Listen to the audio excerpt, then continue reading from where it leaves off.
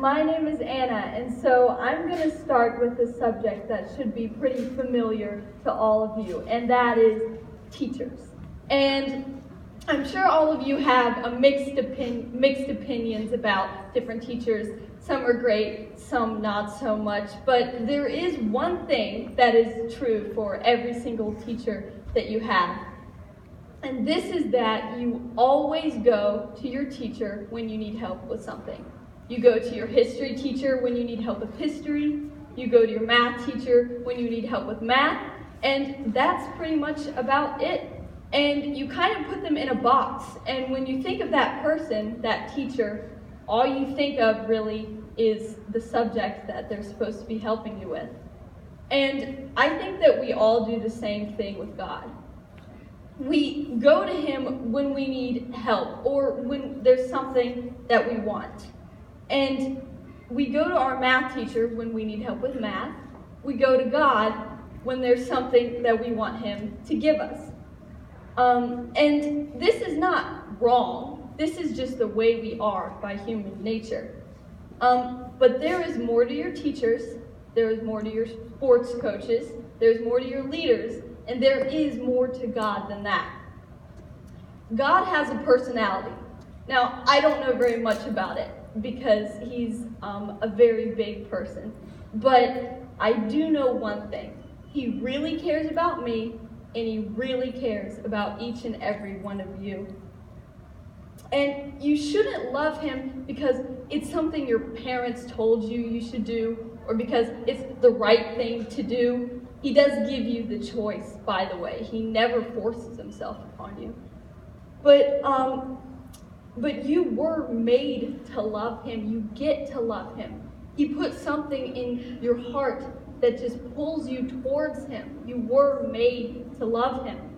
And when you open yourself up to him, he will reveal himself to you. So God is my best friend.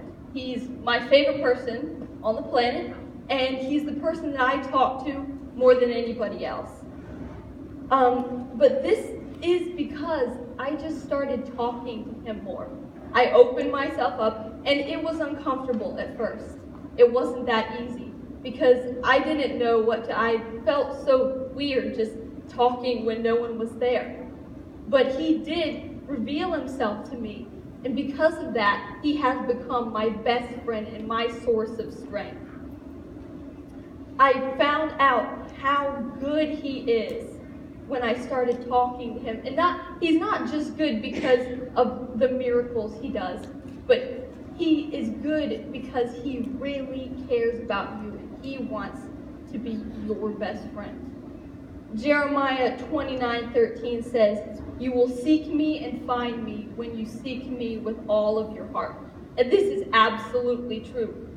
When you actively pursue God, when you really want to find him, he will absolutely show up in your life and he will reveal himself to you. And sometimes it may seem like people are trying to force him on you. But this is only because they want you to see how amazing he is and how much he really cares about you. And once you really, really learn to love him, it's pretty exciting. And the more you love him, the less you're focused on the things you want. And you're more focused on just how much you love him. Psalm 37 verse 4 says, "Take delight in the Lord, and he will give you the desires of your heart." So the more you just delight in who he is, I'm not saying you won't want anything else ever, but you will start to find that your will becomes part of his will. You'll start wanting the things that he wants.